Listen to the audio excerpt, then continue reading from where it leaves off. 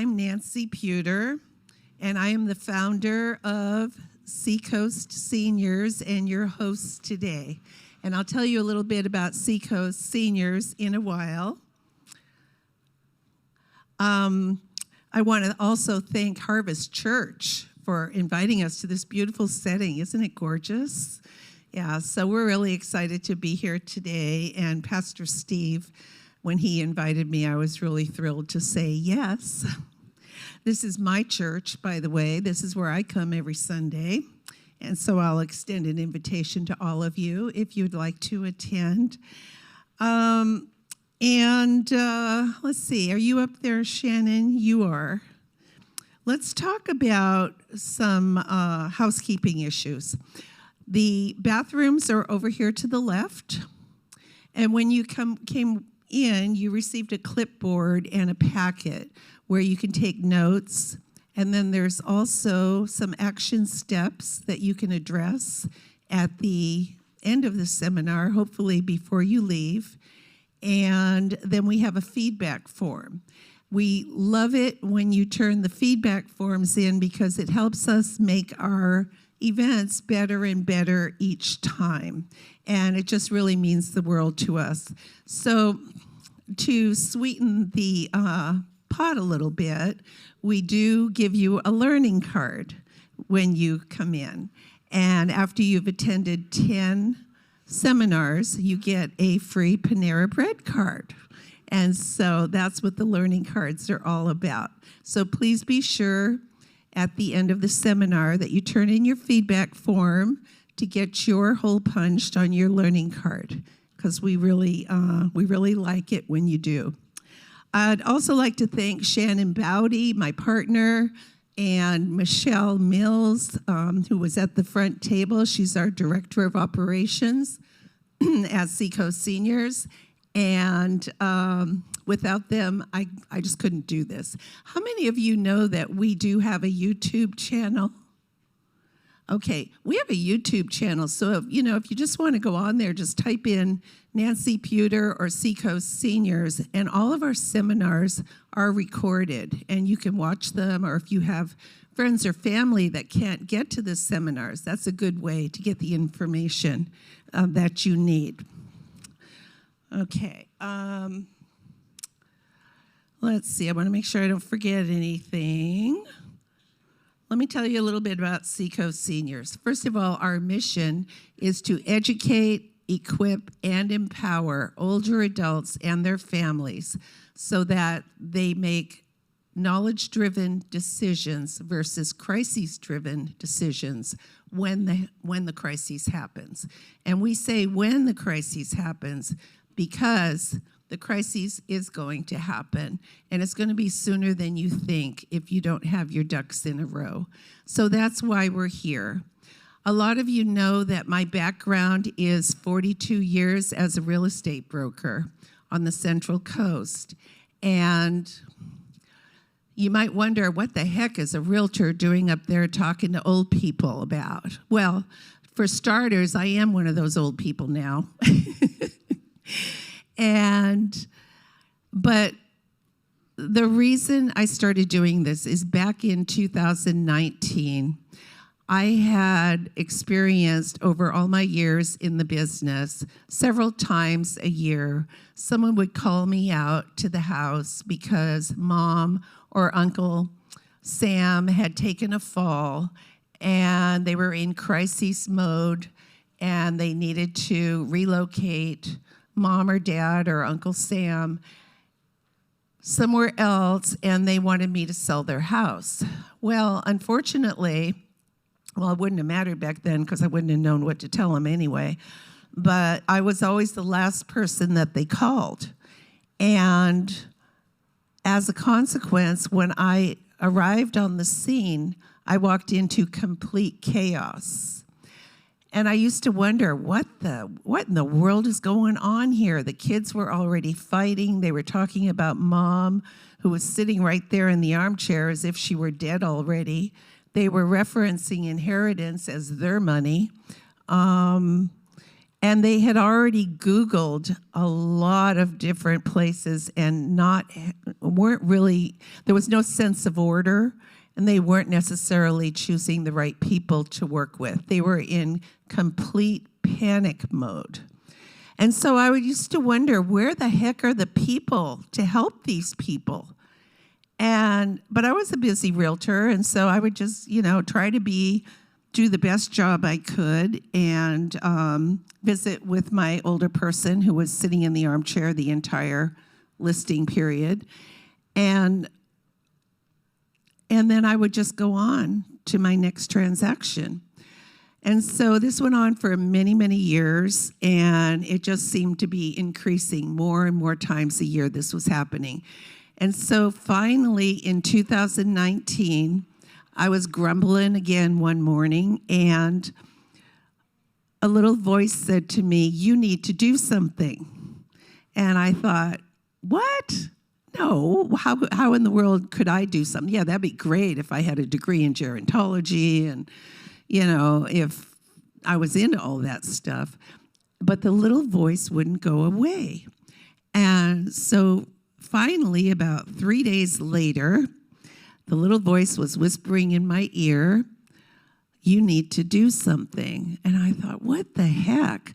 Well, I knew well enough that this was a voice I needed to pay attention to. And so not having a clue as to where to start, I sat down at my computer and I started doing some research about how to help older adults. And I found a realtor, of all people, in Oklahoma City who was experiencing the same frustrations in her career that I was. And the difference between us was she did have a degree in gerontology, and she had started an institute to help realtors help seniors. And so I enrolled in her program immediately, and it was about a 6-month hands-on course. That's when I met Charmaine. Charmaine was one of our guest speakers today. She was one of the first people I met, and she helped me tremendously to launch Seacoast Seniors. And by the time I finished the course, I was familiar with many of the senior professionals in the area, and I immediately began doing my seminars, my free seminars. And we've continued to do them throughout the years. When the pandemic hit, I really hated webinars. I did one or two, but I just didn't like them. It wasn't the same. And so I spent that time building my team of resource professionals and nurturing the ones that I had, because I always want to make sure that my professionals are still on top of their game. So I want you to know that whenever you come to Seacoast Seniors for a reference to a professional or someone that you would need, the people that we refer you to are the guys with the white hats. There's so many people out there right now, especially with all the media attention that the growing senior population is getting. It's referred to as the silver tsunami. And there are investors that want to get in on the business that's going to, business opportunities that are going to be available. And a lot of them are not heart-centered people. And so the sharks are circling. It's very important that you work with people that are referred to you. And because as a senior, how many of you know, it's like you've got a bullseye target on your back. I don't know if you're starting to get calls or emails specifically designed for the senior population. I know I am. So you want to be very, very, very careful. So the bottom line is this is a safe place. And calling me or Shannon at any time if something comes up or if you have something going on is the right thing to do.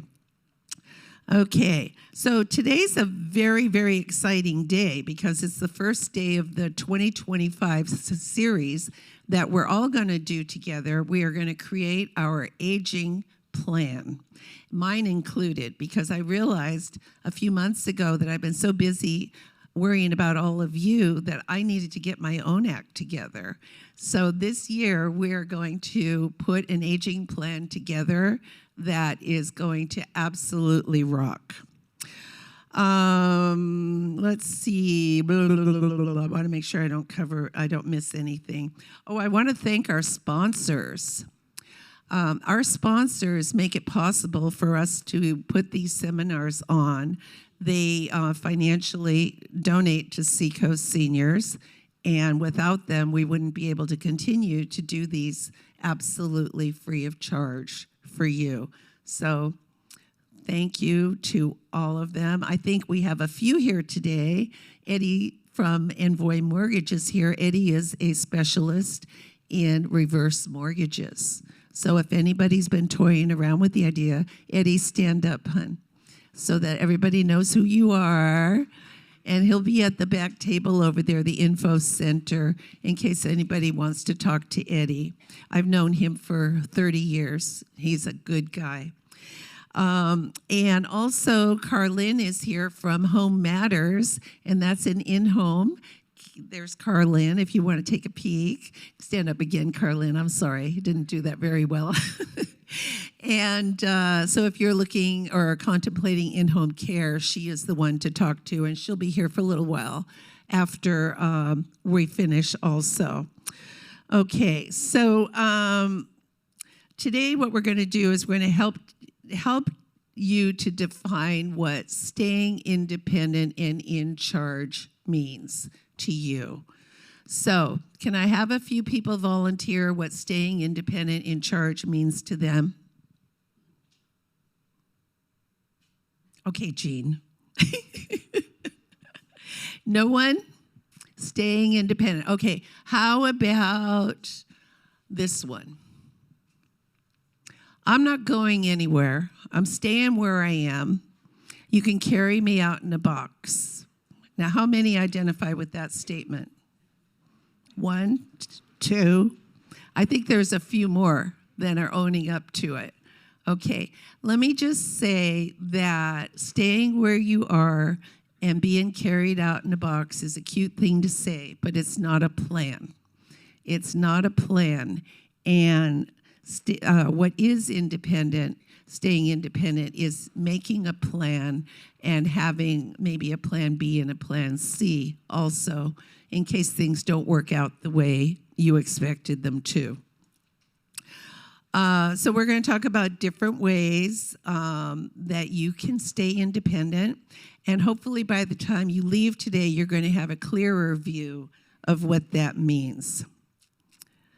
So, I know you all want to probably make your own decisions. You probably don't want to go to a nursing home if you can help it. And I mean a skilled nursing home, not independent living. That's a completely different thing. And you want to stay healthy and strong, right? I mean, that's what we all want. So I'll just say this. There's 3 stages of aging. There's go-go. Okay, this is like, hey, I've got it. This aging thing isn't that bad. You know, I'm feeling good. I rode my bike over here. Who rode their bike here? That was you, right? Okay. You know, I mean, I'm on the go. I'm doing things. I like to dance, turn on the music, and rock out in the morning. That's your go-go stage. Okay, then we have slow go. Okay, this is the point where you might need a little bit of help. You're just kind of starting to slow down a little bit, a little more careful about approaching the edge of the stage. I have specific instructions from my husband to stay back from the edge of the stage. You're just needing to take a little bit more care. So that's the stage of slow go. And then you have no-go. And this is no-go. You know, you hardly ever get out of bed or off the couch, and you're in kind of the last stage of aging. It doesn't mean you're going to die, but it's, I mean, everybody's going to die eventually, but those are the 3 stages. So we've got go-go, and there's a reason I'm doing all this. We've got go-go, and then we've got slow-go, and then we've got no-go. What I want you to do today before you leave is get a clear picture of what stage you are in. And I want you to be realistic with yourselves. Not where you want to be, but where you are. And it's not a bad thing. I mean, we're all going to leave this earth at some point. And we all accept that. But we don't want to live in denial. Because when we live in denial, then we're in this perpetual state of analysis paralysis, and we never move. And at the end of your life, most people don't regret what they've done as much as they regret what they could have done, okay? So we're going to take this one seminar at a time. We hold them every 5 to 7 weeks. And a lot of you have been coming for a long time, and there's a bunch of new people in here. I hope you continue to come.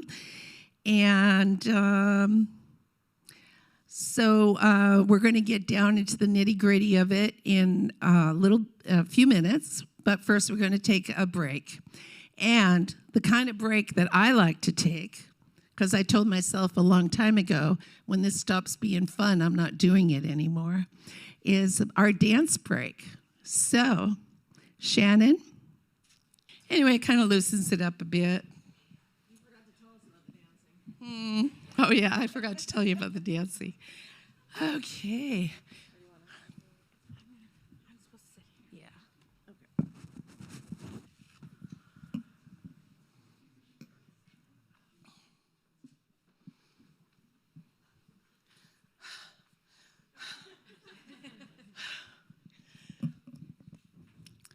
I've got some amazing speakers with me today. Stephanie, I'm going to hand this to you so I can read your introduction. I've got Stephanie Barkley from San Luis Obispo Legal Assistance Foundation, and Charmaine Peterson from Senior Living Consultants. So we're going to talk to Stephanie.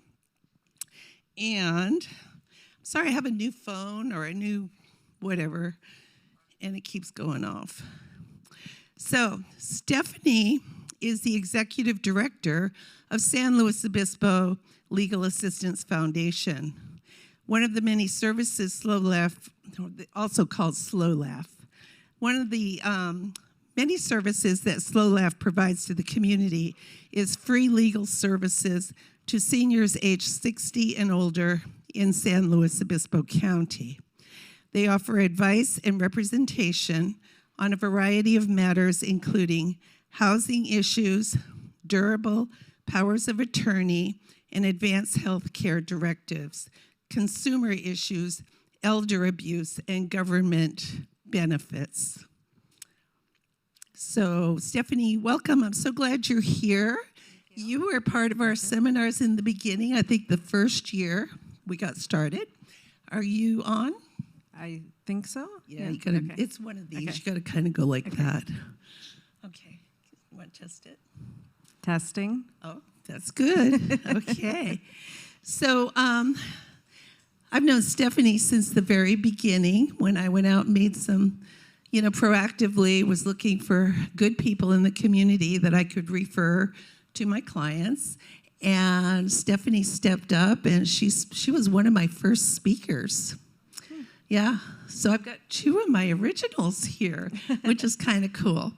Okay, so Stephanie, would you tell us a little bit about your background and how you became involved with Slow Laugh? Sure. Hi, everybody. Thanks for having me. Nice to see everyone. I grew up in San Luis Obispo. I'm a local. Left for college, law school, and started my legal career in the San Francisco Bay Area. And then I came back to the area. I live in Arroyo Grande now. Came back over 20 years ago in 2003 to start a family. My parents kind of manipulated that.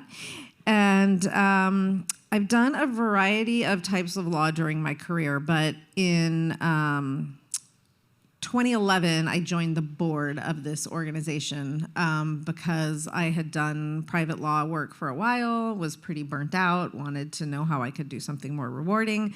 So I joined the board, and that's the organization that I'm now working for.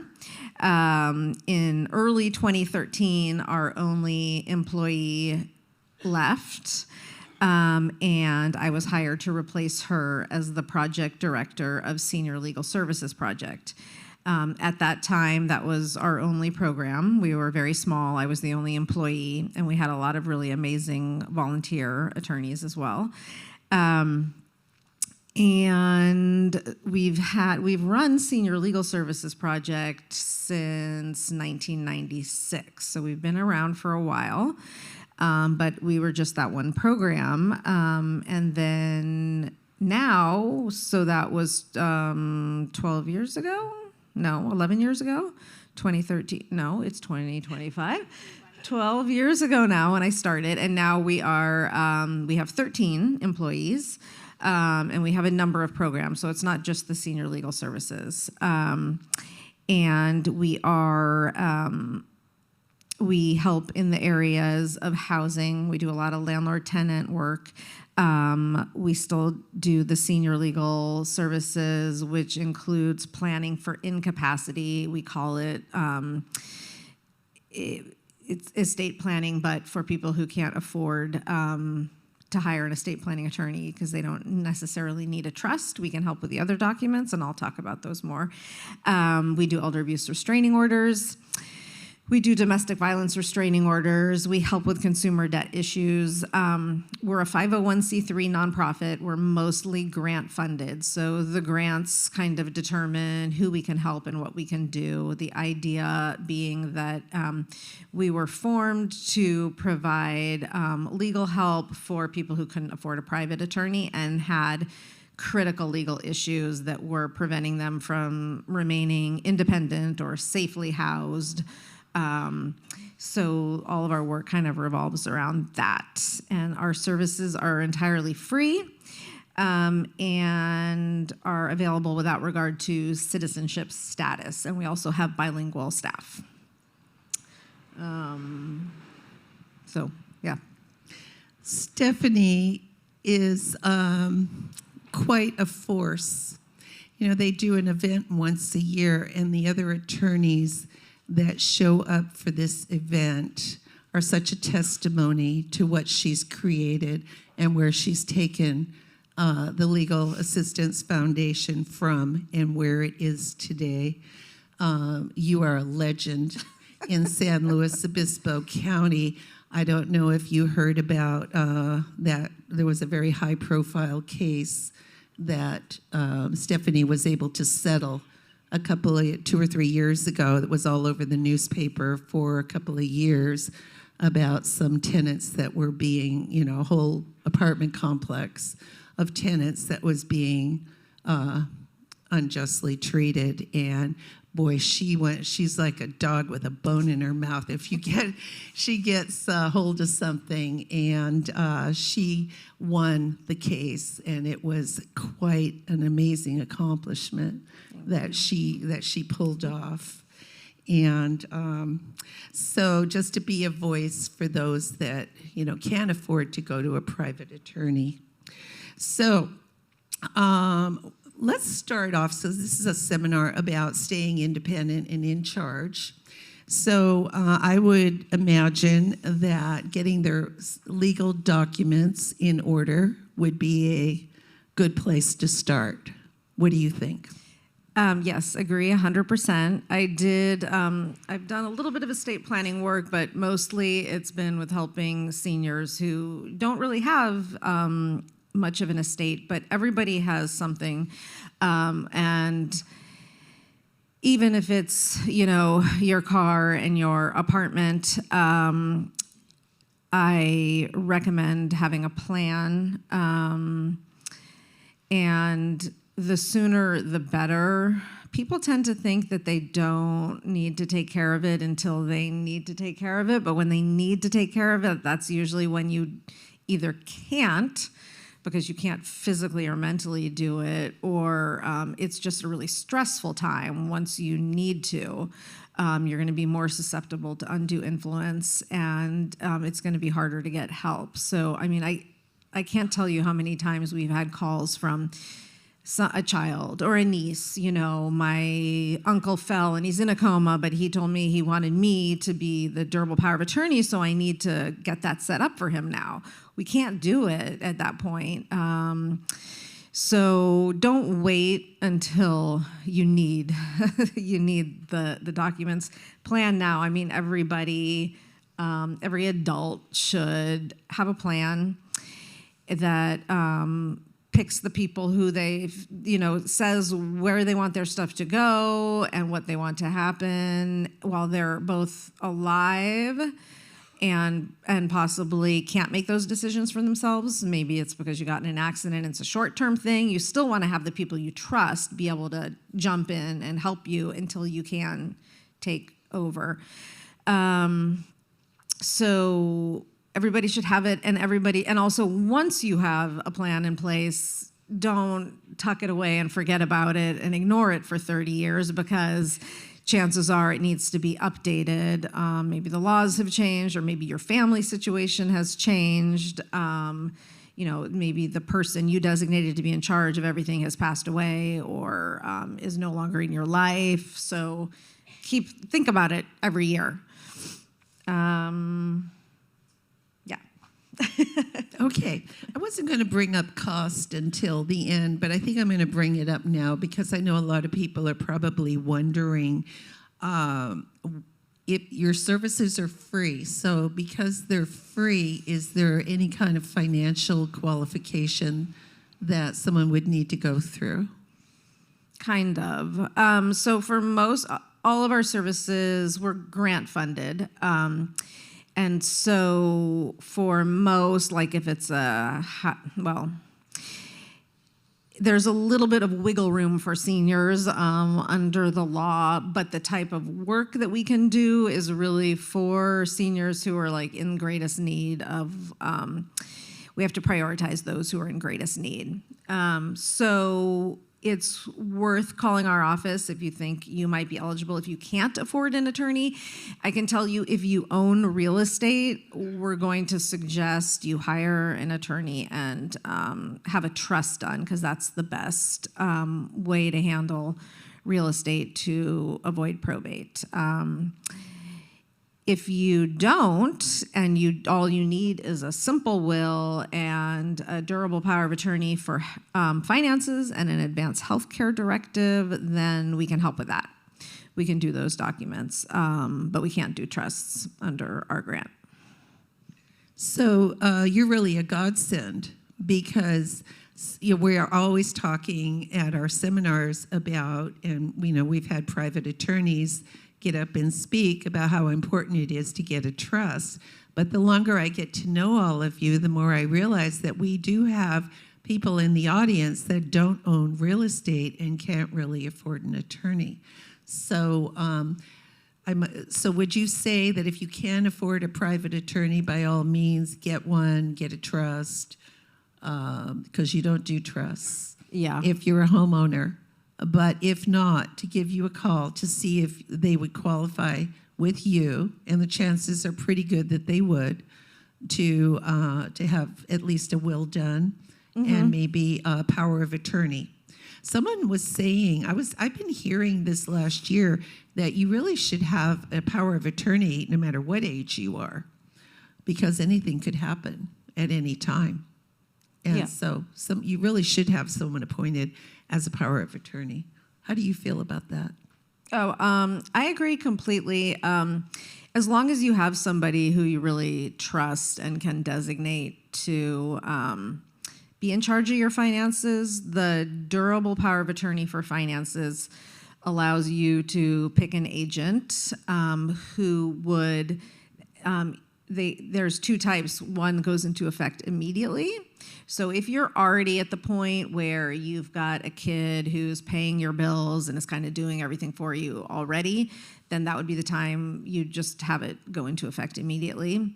But if you're, like me, and you're doing everything on your own, you don't want it to go into effect until you can't manage on your own, then it states that it, is required that you have a physician certify that you lack capacity, and then it goes into effect.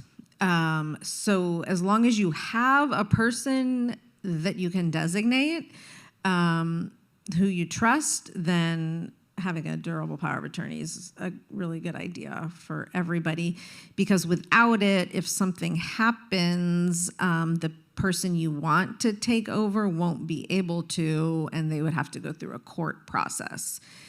Now, if you don't have anybody, the court process might be the best way to go, because it is a powerful document.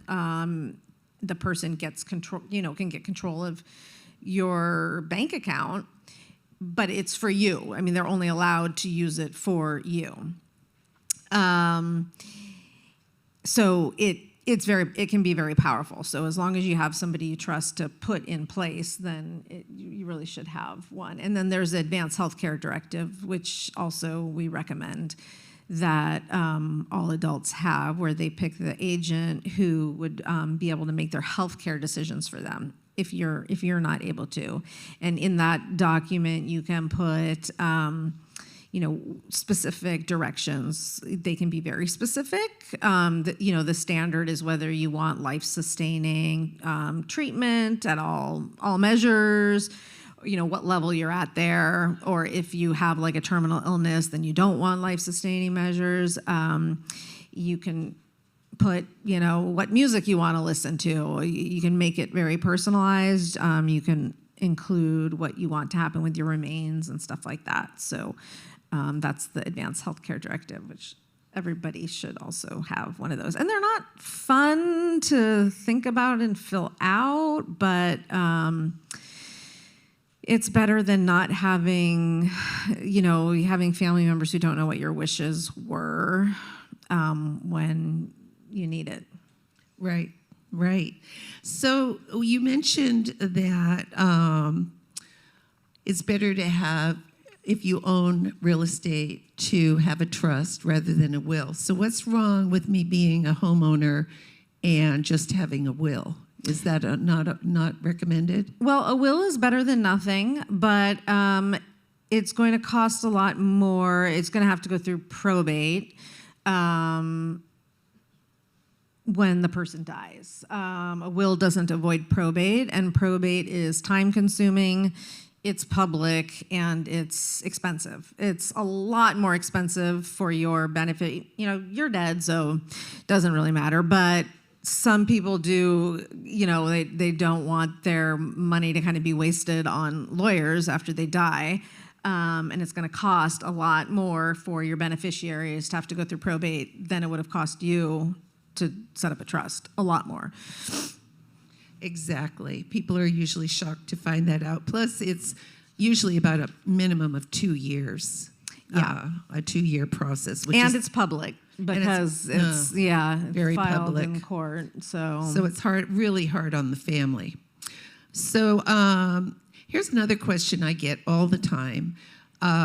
We've got our act together. We've just added our kids to the deed on the house. So when we go, it's just going to I get a nerve. Yes. The house. So the kids are on title now. So when I die, everything's just going to be smooth as glass. What do you think about that?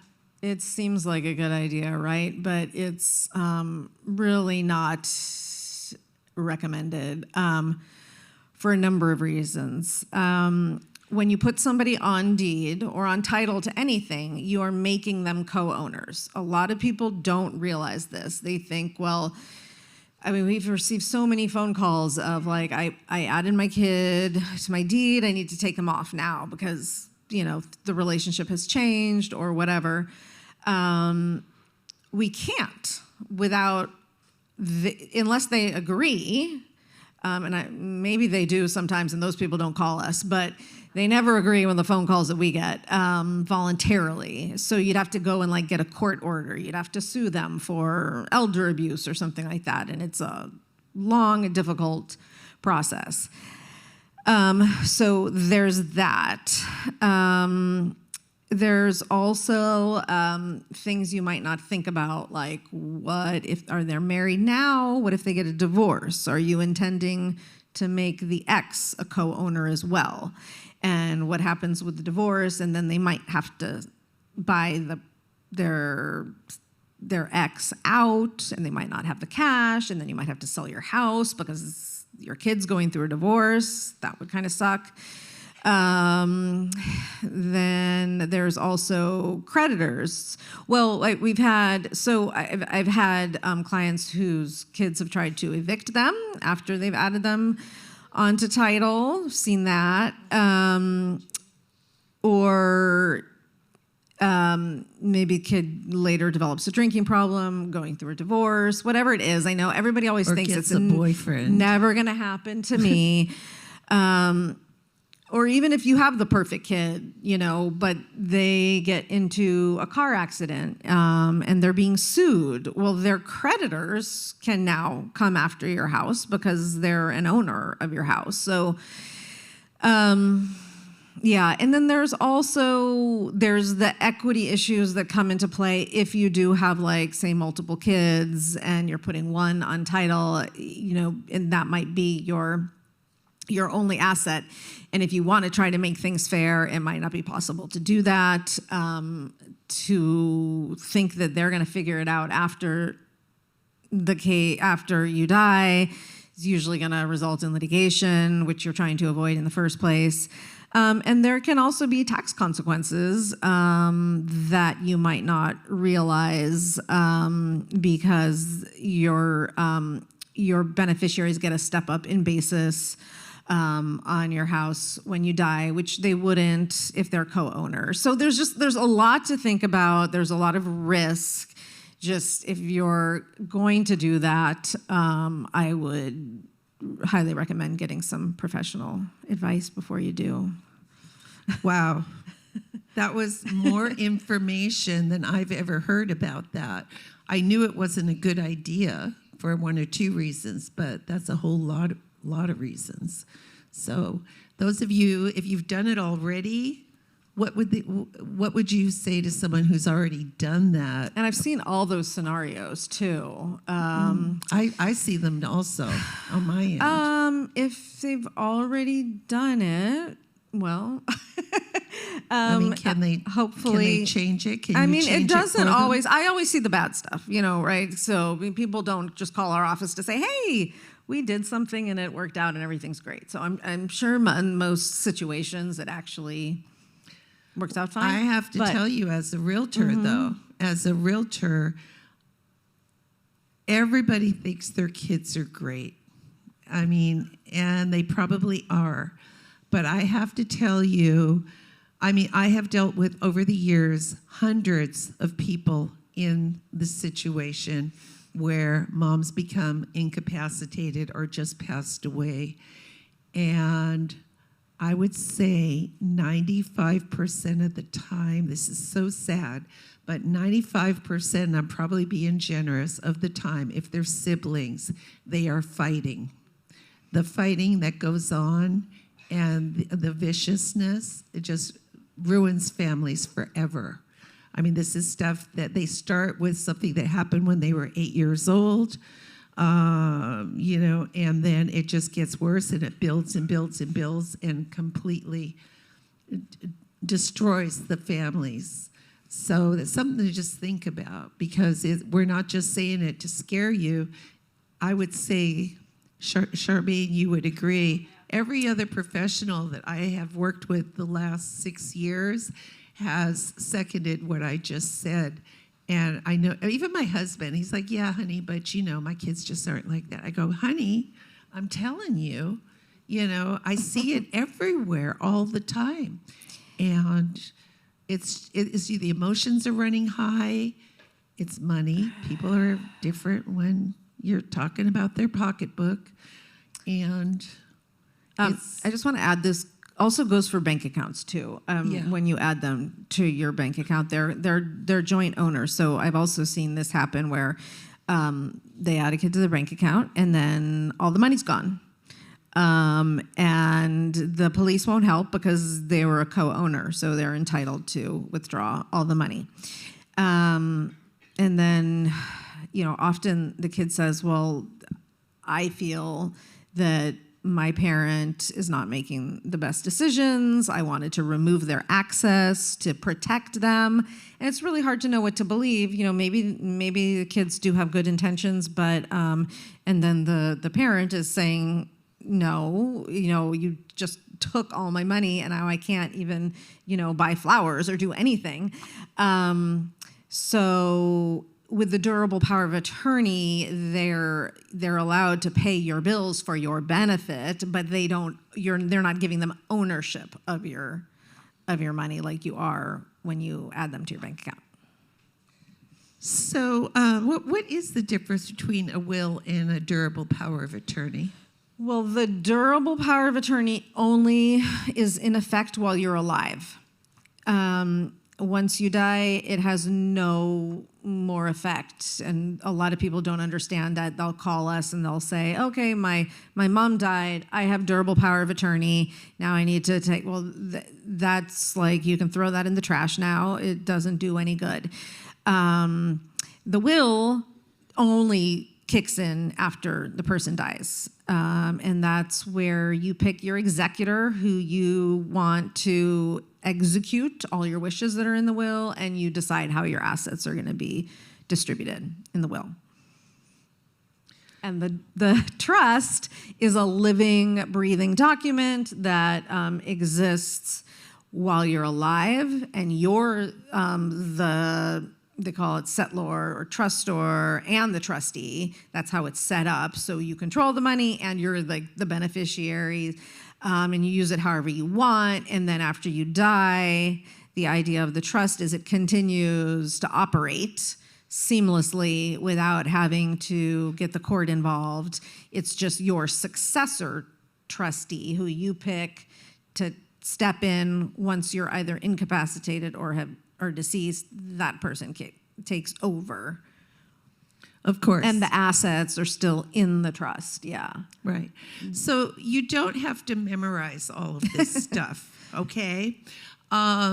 You can always call Seacoast Seniors, and we will give you phone numbers. We'll refer private attorneys or help you get in touch with Stephanie. I'm going to have Stephanie give us her contact information, but if you lose it, you can always call us. And we just want you to understand that if you were thinking a certain way, that maybe this will help get you a little bit more focused in the right direction, and that you can and we want you to know that you can continue this conversation with your attorney or Slow Laugh, depending on who you get with for your legal documents. So you don't have to memorize everything, so don't worry about it. I'm glad you're taking notes, but we're not going to give you a test, okay? So how would we get a hold of you if we wanted to give you a call? What's the best way to get a hold of Slow Laugh? Depending on what you prefer, either call us, call our intake line. It's 805-543-5140. We do have to ask you a bunch of information because we are grant funded. We have to report, who we help and what we do, not by your name, but, your data. So we do have to collect information and do an intake. Or you can email our intake person, intake@slowlaugh.org, or we also have a website, which is slowlaugh.org, and it shows all of our services. You can even request help through our website as well. And I brought our information cards with everything we do. It's in English and Spanish, and specific other cards, like we do government benefits appeals, we do housing work, and so I brought stuff in there back there at the info center. So help yourself. Thank you, Stephanie. We're going to have a Q&A session when we're all done. And at that time, Stephanie will be able to answer any of the questions that you have. And she will also be here for a short while after the seminar if you have a question of a personal nature, which would be better to wait and talk to her one-on-one. Okay? So now I am going to steal your microphone and hand it to our other guest over here, two beautiful ladies today. This is Charmaine Peterson. Charmaine is a certified senior advisor and owner of Senior Living Consultants and a California native. She and her husband have been married for 37 years and have 3 wonderful children. Charmaine is very involved with her church, and at the end of the day, Charmaine looks forward to spending time with her grandchildren. And Charmaine, your company is a family-run company, right? Yes. I'll update. My husband and I now have been married 45 years. Oh, wow. And with our 3 children, they have given us 6 grandchildren. The newest one was just born last August, and little boy, Alexander. I started out in sales and consulting for over 20, 25 years, and one of my accounts was Senior Living Consultants. And I did her sales and marketing here locally. She was based in San Luis Obispo for probably 8-9 years, and she had some health problems, and she needed to sell her company. And so she came to me and said, I don't know anybody that knows my business better than you. And I went home and talked with my husband, and we really prayed about it, and I really felt like this has been my calling. So I got certified as a senior advisor, certified in dementia, understanding dementia, and also medical terminology. I go into the hospitals quite a bit and do consults with people that have wound up, event had to happen, and the hospitals call me, and so I go over there and discuss with the family. I love what I do. It's really been a passion. And so that I took over the company in 2006. The company started in 1997, and we've just grown. They say the U.S. Census Bureau says in just 2035, which is like in 10 years, that it is going to feel like a silver tsunami coming at us, because the baby boomers are 3 times the generation of their mom and dad. So they also call it the gray wave. But they said during that time, there'll be more older adults in the United States than children, and that it's going to affect Medicare and other services with this onset of population. What else did I have to say with you? Let me just jump in right there. Senior options right now, as an older adult, you have options available. So I want you to keep in mind, with these numbers increasing so dramatically in the next few years, look around and see what the government is doing for you now. It's not a whole lot, right? There's a lot of people coming at you. Like I said, the sharks are circling. But as far as good people that you can count on and what to do in a crisis, or the morning you wake up and realize, hey, I better start getting it together, there's not much to choose from. And the senior professionals that are out there right now, they are busy. They are so busy, and they are having a hard time even staying staffed. So imagine that times 100, because that's the way it's going to be in about 5 to 10 years. The oldest baby boomer is going to be 65 by Yeah. 2030 or 2035, or the youngest. the The youngest. youngest one. But the point I'm making is that this is the time to make the plan, to establish the relationships with Stephanie, with Charmaine, with all of the other, with some of our sponsors that we introduced to you, to make sure that you know who to call when the time comes, and that there's not going to be any running around. Googling is going to be a joke, because there just aren't going to be services available to you as easily as they are now. But when you know someone, how many of you know it's that much easier to get something done when you just call that person who you've already established a relationship with? So, And we're similar, like Stephanie. We're not a nonprofit though. We're the way we keep our lights on and pay our bills, even though I'm free to the public, is I'm contracted with all the licensed homes here on the Central Coast for 27 years.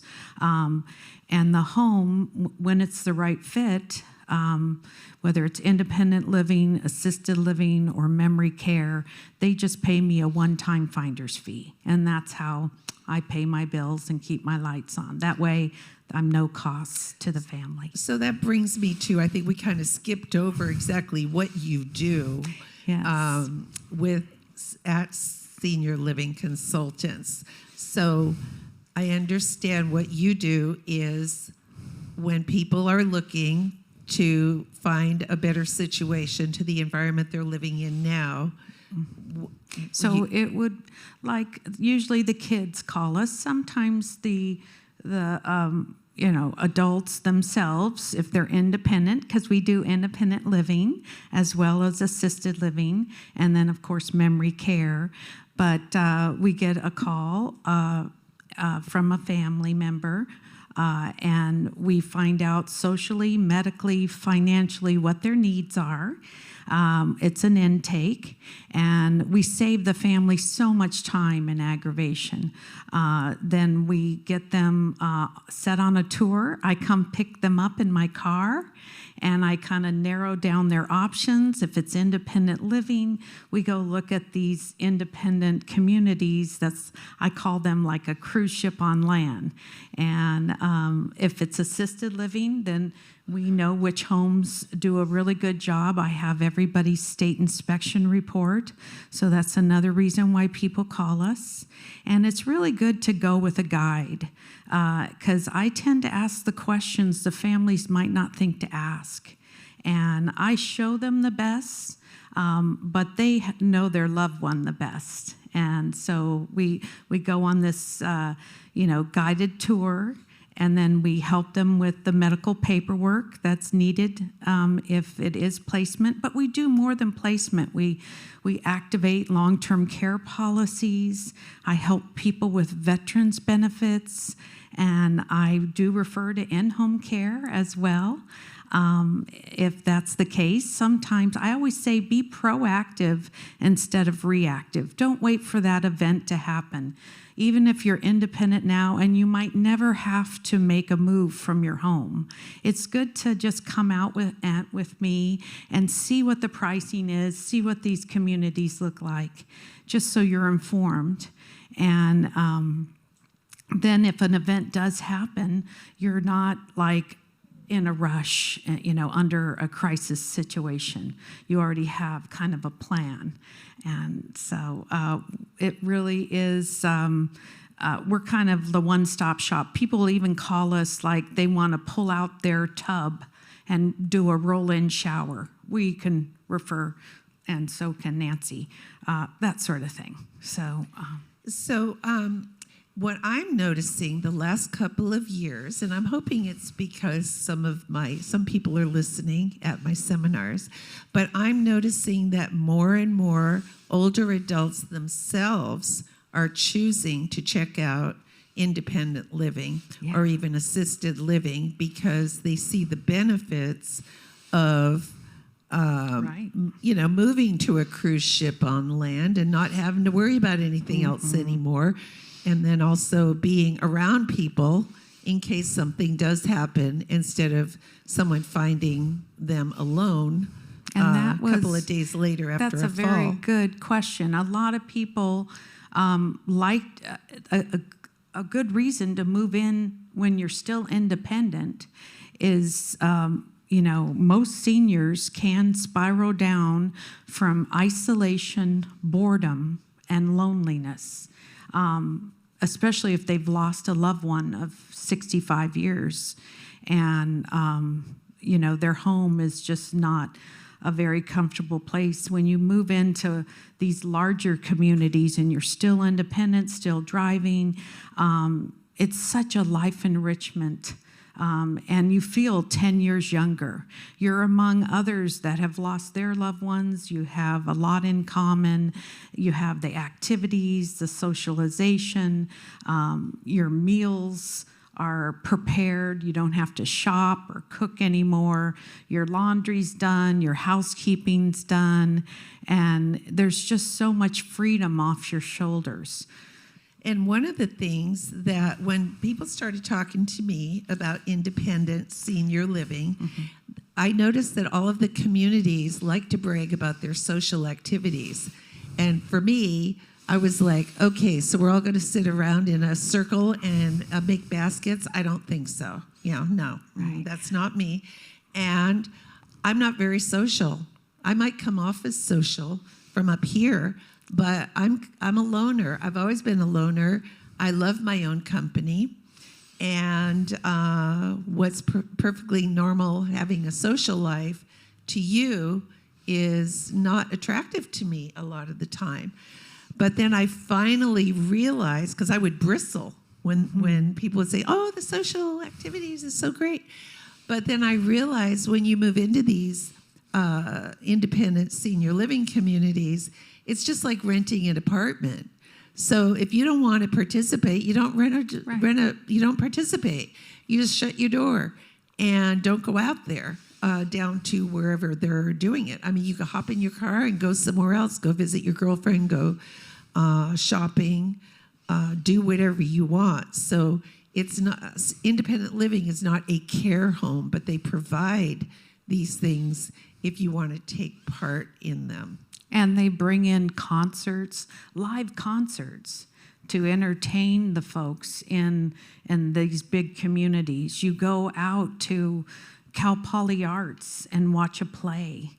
You go down to the Elephant Seals. You go to Hearst Castle. You can choose to go on these trips, or you can just stay in your apartment and do your normal thing. But just coming down for a meal in the dining room, that socialization is so key to your longevity. It really is. And not having to worry about going to the grocery store. Right, exactly. And fixing your food. And, a lot of people think that, moving into a community, it's the money. It's too expensive. But when you add up, I was just adding up, you eliminate your mortgage, your taxes, your insurance, your heating, your lighting, your power, your handling your landscaping, your trash, your transportation, your gas for your vehicle, your groceries, just the security. Even though you're independent and still driving, everybody gets a lifeline pendant that if in 2 a.m. your stomach hurts, you don't feel well, you press your pendant and someone's there at your apartment to see if you're okay. It's just such peace of mind. But they don't hover. No. They don't hover. You so you come don't and have go as someone you- hovering over you. So, my whole attitude has changed to the point where I'm working on my husband about moving to a senior community at some point. He's a few years younger than me, so we got a little ways to go, but that is what I see in our future down the road. So what does senior living usually cost, and what are some of the ways that you could pay for it? So there's about 120 homes from Paso Robles out to Cambria down to San Ynez here on the Central Coast. We definitely need more life enrichment communities in the next 10 years.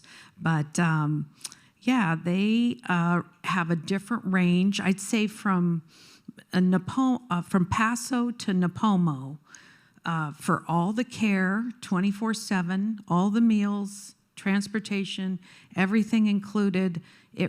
Probably the lowest for this county in San Luis Obispo is about $5,500 a month, and the most expensive is probably $12,000 a month. And that's having, a gourmet chef, your own physical therapist in the facility, activity director, and so that's kind of the range for this county. But if people didn't plan with their retirement and they don't have that sort of money, even the $5,000, the homes in Santa Maria, which are just as nice as the homes up here, you can save. The starting in Santa Maria is about $100 a day, $3,000 a month for everything included, 24-hour care. Now, when you want to bring care in, because we do refer to in-home care, they run anywhere from $35 to $45 an hour. If you need 24/7 care, that's where it's really expensive for bringing care into your home. That is about $35,000 for 1 month. And see, a lot of times it's just too cost prohibitive to remain at home, and that's why a lot of people come out with me and to look at options that doesn't break the bank, with their finances. Yeah, and it never hurts to know your options, right? Knowledge is power. So getting together with Charmaine, whether you're a year out, if you're ready to do something, or if you're 5 years out, she doesn't mind. She's not going anywhere. And It takes about an hour and a half. yeah, just get out there and get your feet wet and see what they have to do. But as far as the cost goes, there's some beautiful places, especially on the north end of Santa Maria, Merrill Gardens and Santa Maria Terrace, both beautiful, and you can get in much lower because it's real estate. It's all about location. And even though you're independent, I just want to make a note here.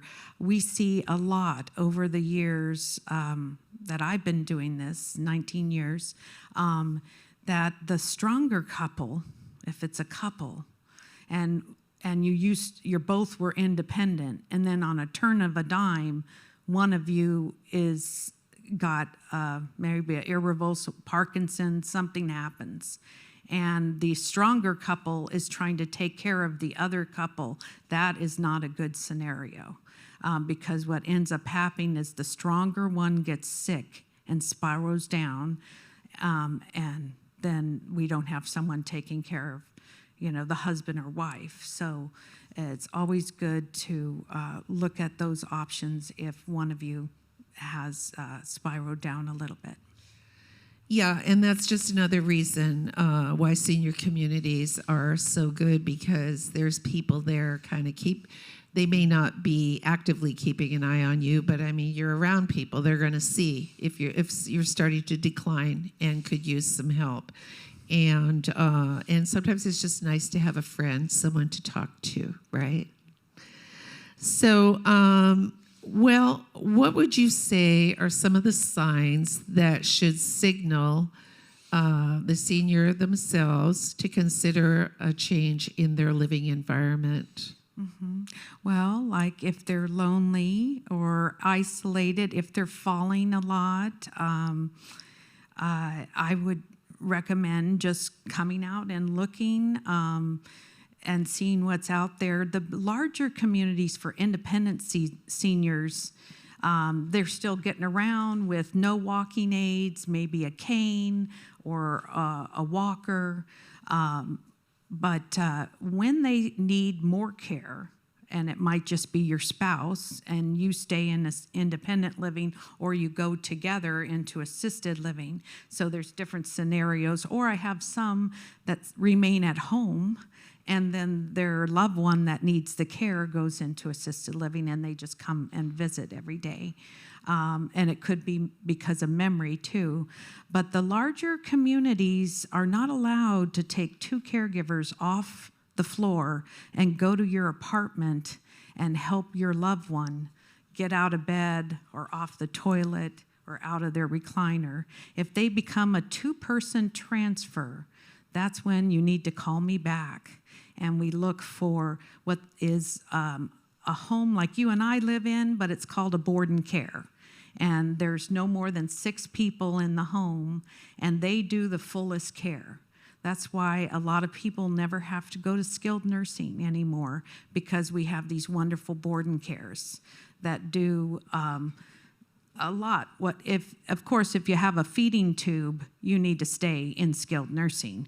But they, we know which homes take a Hoyer lift, a Sari lift, and they can do those transfers. And they take them, when they become bedridden. And they come in all shapes and sizes too. So there's like just your typical neighborhood houses, and then there's these mansions that people have bought and turned into bed and board.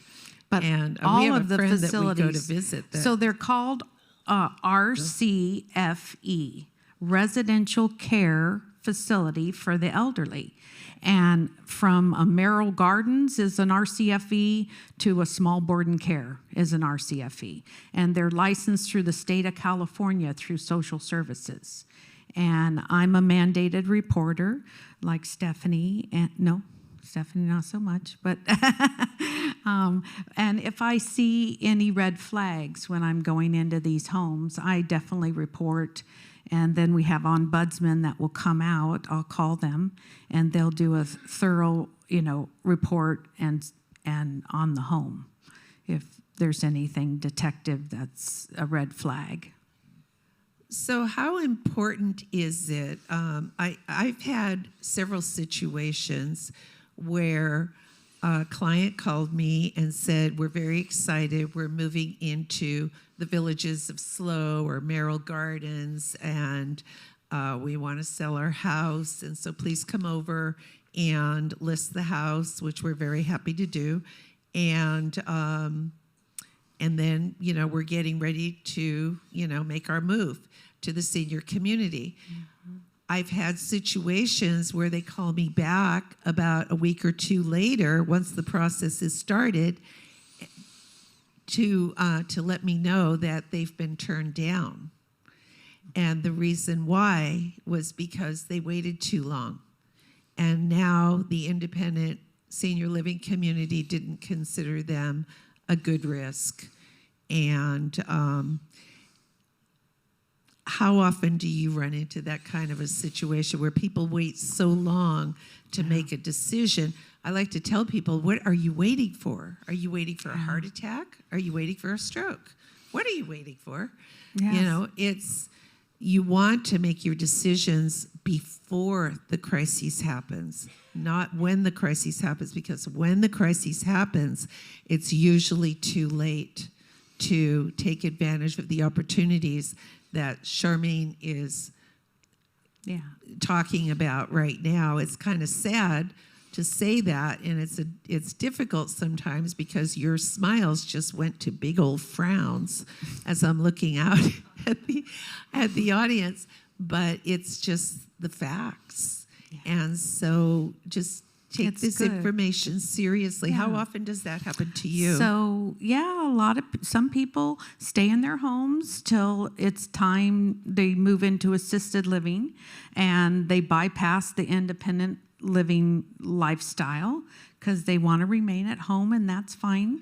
But I always say be proactive, because you may be, we get calls all the time saying, oh gosh, my dad was still driving and independent 3 weeks ago, and then just on a turn of a dime, now he needs care. So you just never know. We don't have a crystal ball when that event's going to happen. So I just say come out, and we've stayed in touch with people. Oh, I've had the longest one I can remember is I worked with this one couple and then stayed in touch with them. And his wife had the beginning of dementia, Alzheimer's, and he called back 10 years later and said, I'm ready now. So it doesn't mean when you come out and look at these options that you're ready to sign papers. We're only fact-finding. And I think that's important. But we have we know the right pricing, how good their reputation is. So it's really good. You can't judge a book by a cover. Sometimes you'll see a really beautiful, cosmetically nice place, and then come to find out they have several deficiencies.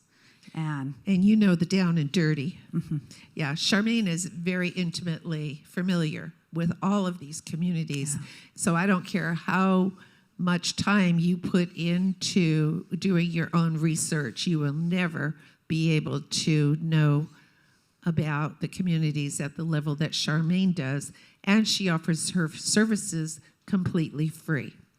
Someone said to me the other day, yeah, but the community doesn't like paying the placement agency. I said, well, I don't know where you heard that, because I am familiar with all of the big agencies or all of the big communities, and they welcome Charmaine with open arms. They love Charmaine. So that's a good point. That idea that the community would resent paying a placement fee is just nonsense. No, they really welcome it. They don't even advertise. I'm their biggest mouthpiece. Exactly. If they are doing a good job, they know I'm filling them up with bringing clients to them.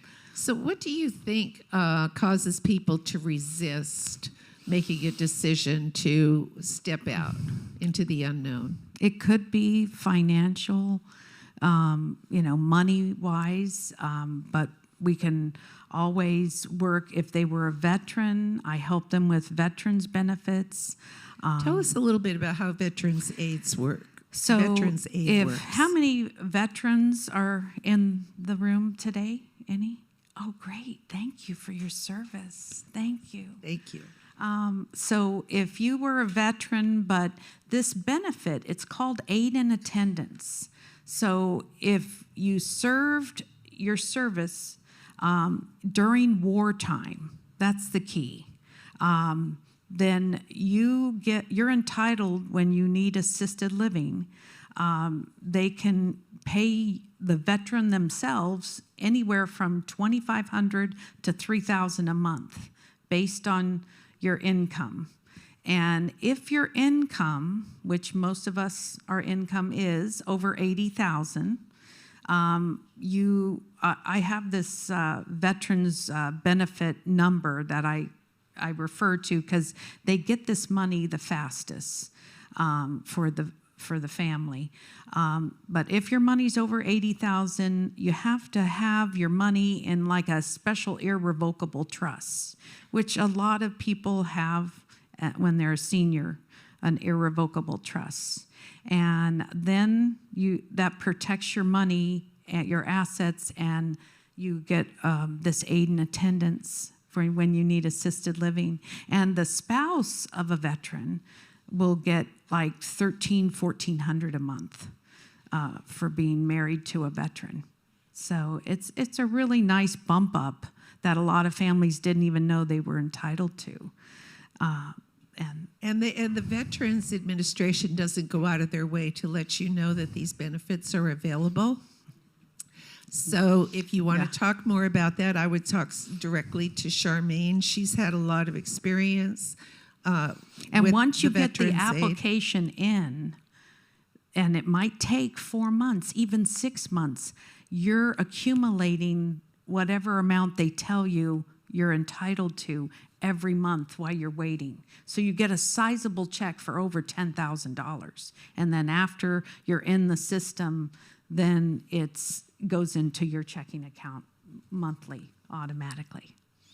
So it's really nice. And the other thing that Charmaine does, she's so humble. She doesn't put it all out on the table. But there's paperwork that needs to be filed. For instance, the community wants to make sure that you're going to be a good risk for them. So Charmaine will help you with all of that and get that processed for you. The medical paperwork. Mhm. Right. And then I order like physical therapy, occupational therapy, speech therapy. If someone's had a stroke and it's affected their left or right side, I order medical beds, whatever they need to make a smooth transition. If you do have to make a transition from your home, I try to make it as seamless as I can. Okay. Well, we're going to open it up right now for Q&A. Does anybody have any questions? I'm going to repeat the question. And, okay, there's one right here. Can somebody speak to the types of trust? There's revocable and irrevocable trust, so what's the difference and what are the benefits? Okay, so she wants to know the difference between trusts, revocable, irrevocable, and what's the benefit of each. I'm not sure if you can kind of encapsulate that into a short answer, but... I'm not an estate planning expert, so I wouldn't. Generally, irrevocable trusts are not revocable. You cannot revoke them. You're like giving the money away, and there's some good reasons that people would do it, but it's, from what I understand, it would be like a situation with a high net worth individual who needs to give away money because they have so much of it, they're going to be taxed at a higher level. So that might be a reason for doing it. Special needs trust situations would be irrevocable, but the most common person or a couple situation are going to have revocable living trusts. So you control it, you can revoke it, you can change it. So if you're thinking about irrevocable, you're going to want to get some good advice from a trusted professional on that. Because you're giving away your money. I mean, you can't change it. So Right. All right. Thank you. Mm-hmm. Okay, another question? Yes. Stephanie, when you talk about if you have someone you really trust for the durable power of attorney process, what if you don't? And then you talked about a little bit about a custodianship. Is that something? I don't have any children, and it scares me to pick someone now. Okay, so I'm going to repeat the question. Or could you repeat the question? yeah, so what if you don't have anybody you trust you want to designate as your agent? And that's a really good question. And that would be a situation where maybe you don't do one. There are licensed professional fiduciaries who have like a finance background. They're licensed by the state of California. It's their job to manage money for others. They charge for it. So not everybody can do it. But if you can afford it, that's a really good option. And then you can meet with a number of them, interview them, make sure they know who you are, and they would take you as a client if you need them, and you can appoint a licensed professional fiduciary. Otherwise, I wouldn't appoint somebody. I wouldn't do it if there's not somebody that you trust. One thing I wanted to mention with the durable powers of attorney or in your trust documents, you can always change them. As long as it's not irrevocable, as long as you have capacity. So you can make changes, and you should. That's why I was, saying pay attention to what you did and look back if you don't remember. If you did documents 20 years ago, make sure they're still what you want. Because as long as you have capacity and understand, you can make changes. So if you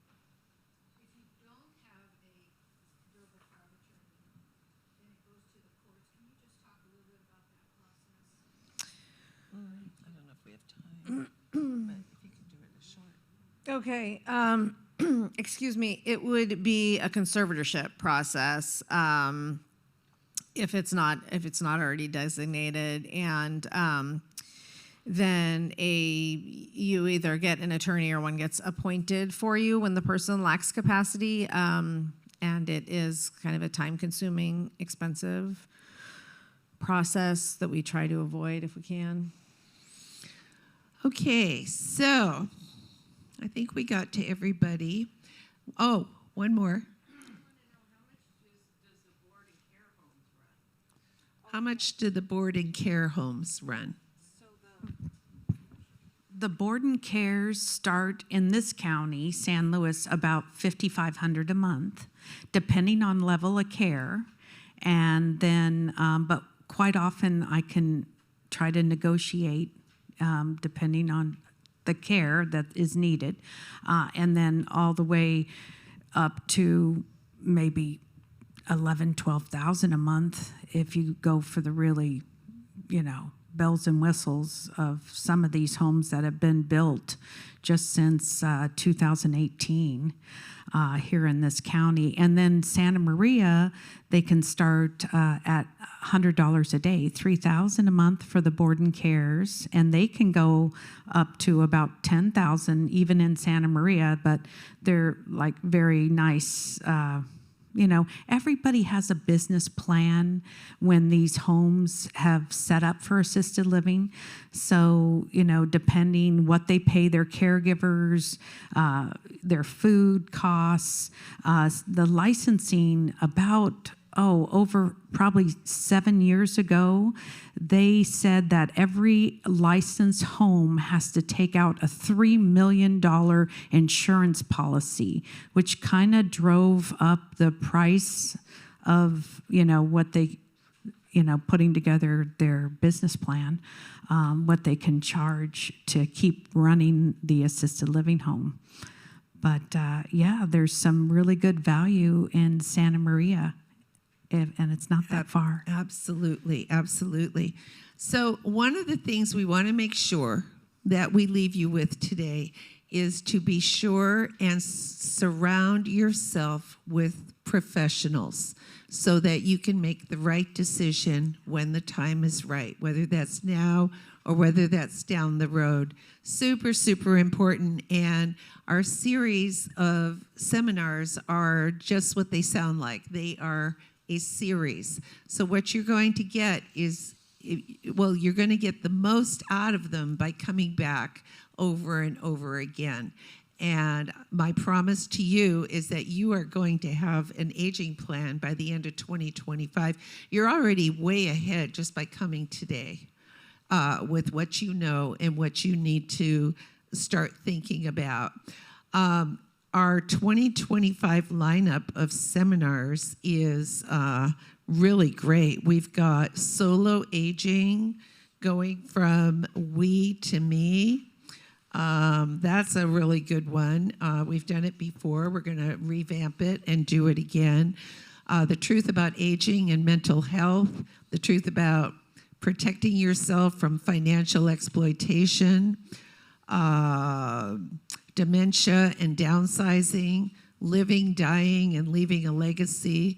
The truth about driving after 80, we've done that one before. That room was jam-packed. And it was a great one. And I've had a lot of requests to do that one again. How to pay for retirement, aging in place made simple. I don't know if you're aware, but I am a certified aging in place specialist. So if you insist on staying at home, at least give me a call. Let me do a little run through your home. Make sure that, you don't have any hazards that you might not have thought about already. Tech Savvy Senior. We did a great seminar this last year on tech as it would apply to seniors. So that was a lot of fun. And Shannon made a lot of personal home visits to help people with their technology and so on. So It's a jam-packed year. I wish I had the dates for you today, but I don't. So make sure when you do your feedback forms that I have your email address so that we can keep you notified of when the events are.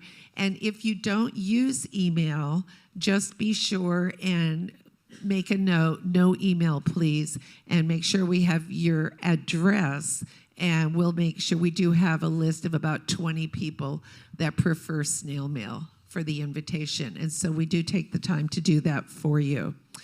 So I want to thank again our sponsors for supporting us, and Harvest Church for inviting us today. It was just, this venue is just amazing. I wish we could do this one every month. And but next month it is probably going to be back at the Hilton Garden Inn on the corner of 4th and James Way, and you'll get an invitation. If for some reason you want to check in earlier before you receive something, you can always check us out at www.seacoastseniors.org, and we'll always have our next seminar posted there. What else, Shannon? We got a raffle coming up in a minute, so don't go anywhere. Oh, using my phone is kind of funky, I know, but I have to do it, so hang in there, guys. Okay. I forgot to put my brochures and business cards. I'll put them back by Stephanie's in the back if you would like one. Thank you for speaking up, because I'd like everybody to give our speakers a big hand for coming today. They are not being paid. They're being very, very generous with their time because they truly care that you make the right decisions. So thank you again.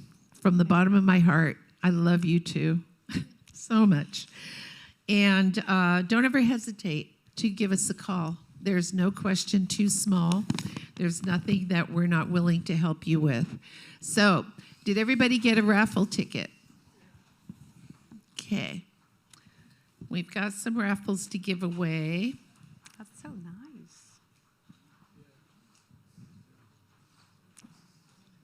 I get so turned around here.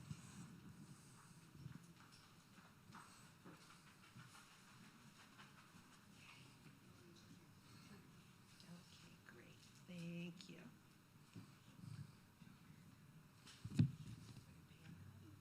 Oh, yes,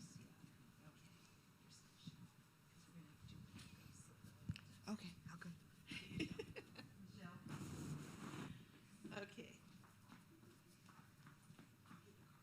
Okay, the first giveaway we have is a $20 gift certificate to Mule Bakery, which is right down the street. And the lucky person who wins this is, I don't know about this bag for our raffle tickets. 175. Whoops, sorry. I got too much going on here, honey. Would you hold these two? Thank you. Sorry to call you honey. Okay, I'm going to put this down over here. Okay, raffle ticket number 1751150. The winner's standing there patiently waiting for me to get my act together. Up. No, up. Okay, 1751150. I'm sorry, that was my fault. Okay. All right. The next one is a $10 gift certificate to Andrini Coffee. I haven't been to Andrini's forever. That's a fun place. 1751153. Oh, we got a winner.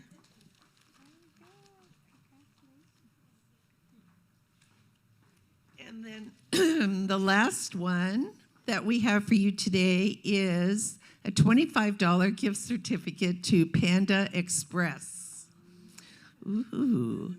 And that one is, I can taste orange chicken right now. Okay, 1751148. 8. There's our winner. Okay.